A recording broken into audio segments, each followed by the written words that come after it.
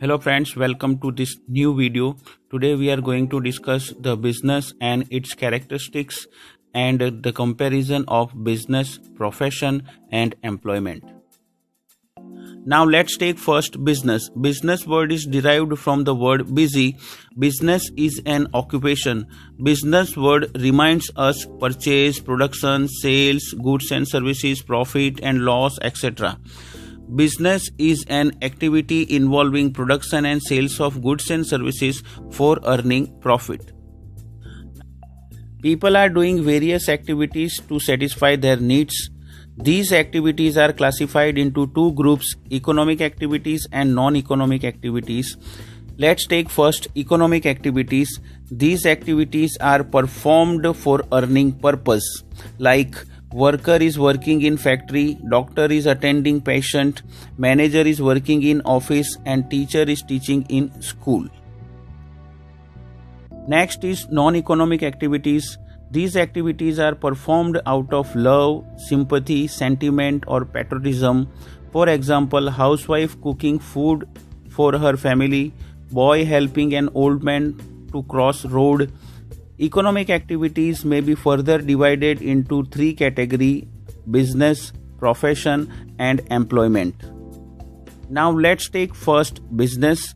Business is an economic activity involving production and sales of goods and services with the aim of earning profit by satisfying human needs of society. Let's see its characteristics. First is a business is an economic activity. Second, production and procurement of goods and services. Third, sale or exchange of goods and services. Fourth, dealing in goods and services on regular basis. Next is profit earning. Next is uncertainty of return. And last is element of risk. Now let's take first characteristic. Business is an economic activity. Yes, business is an economic activity because it is undertaken with the aim of earning money. So whatever you are doing for earning money is a part of economic activity, and that's why business is also economic activity. Your business may be small, like at individual level, like small shopkeeper is there, they are doing their business, or it may be big at multinational level, multinational companies are there. Okay, next characteristic is production or procurement of goods and services. Before selling of goods, it is produced or procured by business enterprises. Means every business enterprise has to produce goods or they have to purchase goods from other manufacturer for selling. Goods may be consumable goods like sugar, ghee, pen, notebook, milk, etc. is there. It may be capital goods like machinery and furniture is there. It may be services like banking, insurance, transportation, etc. Next characteristic is sale or exchange of goods and services. This is very important feature of business because business involve transfer or exchange of goods and services between buyer and seller. Like cooking for family is not a business, but cooking for selling it to others is business. Next characteristic is dealing in goods and services on regular basis. It is very important feature of business. Business involve selling and purchasing of goods and services on regular basis. Single transaction of purchase or sale is not business. Suppose you are purchasing one jacket and your friend liked it very much, so he is saying that I will pay you more amount, just give it to me. So you are giving him the jacket and here you are earning profit. But this will be not considered as a business because in business you have to deal in goods and services on regular basis and repeatedly you have to do. Next is profit earning. The main purpose of business is to earn profit. Any business cannot survive for long without profit. All businessmen are trying to maximize their profit by increasing sales and reducing cost. So this is very important feature of a business. Next is uncertainty of return. It means businessmen don't know how much profit he will earn in coming days. Suppose last year you have earned 10 lakh rupees profit, it doesn't mean the same amount you will earn this year also. There is always possibility of loss in business despite of best efforts put into business. Last is element of risk. It means in business there is always possibility of loss. It may be due to change in consumer taste. It may be due to strike, it may be due to change in production method, it may be due to lockdown, it may be due to increase in competition in the market, it may be due to fire, theft, accident, natural calamities. Every possibility is there. This all type of risk is there in business. None of business is there which have no risk. Now let's see how you can remember all these features of business without missing single one. For that purpose you have to remember one word, that is super. But spelling is here little bit different. It is not in dictionary. The spelling is like this: SUPPER. First S stands for sale or exchange of goods and services. U, uncertainty of returns. P, procurement or purchase of goods and services. P, profit earning. E, economic activity. And R for element of risk. Second economic activity is profession. Profession includes those activities which require special knowledge and skill to be applied by individuals in their occupation. Like doctors are there, advocates are there, chartered accountants are there. Third economic activity is employment. Employment means the occupation in which people work for others and get remunerated in return. Those who are employed by others are known as employee, and the person who is giving employment is known as employer. Now let's see the difference between business, profession and employment.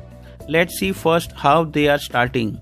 In the case of business, entrepreneur is taking decision and fulfilling the legal formalities. Afterwards, business starts. In the case of profession, you must have a membership of a professional body and you must have a certificate of practice. Afterwards, you can start your profession. If you are a doctor, you must be the member of their association. You must have a certificate of practice, and afterwards you can start your practice as a doctor. In the case of employment, you must have an appointment letter and you must have to sign service agreement, and afterwards employment also starts. Now let's see what kind of work is there they are doing.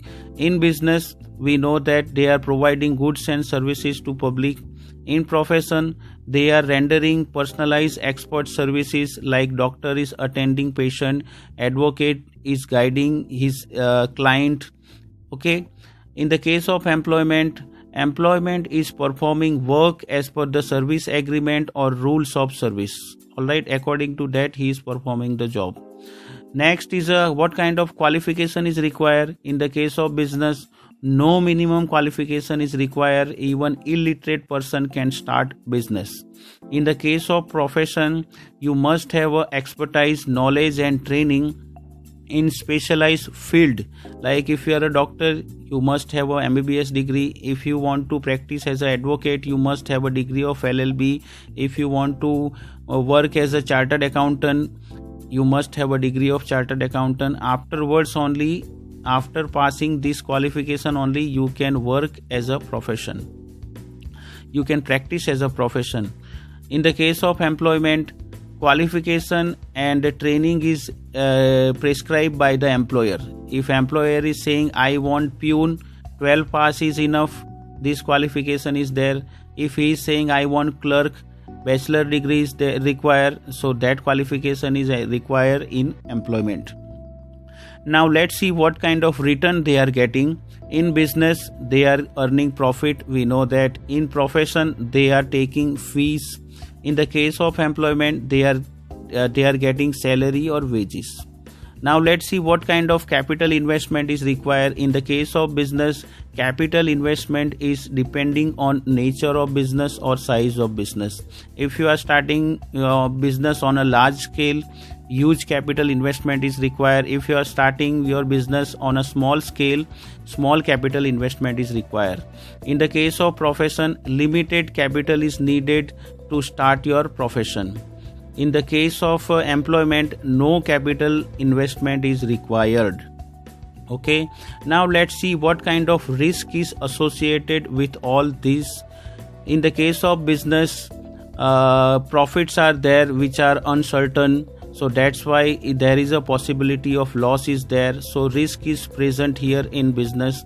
In the case of profession, fee is generally regular and certain, so that's why some low risk is there or some risk is there in comparison to business. So business is a high risk, business has a high risk, and in profession there is a some risk is there. In the case of employment, there is a no risk is there. Here no risk factor is there because he is working for others. In the case of, let's see now, transfer of interest is possible or not. In the case of business, yes, transfer of interest is possible. You can sell your business to other person after fulfilling some formalities. In the case of profession, transfer of interest is not possible. You are MBBS doctor, you have the degree, you have to do practice. You cannot sell your degrees to other.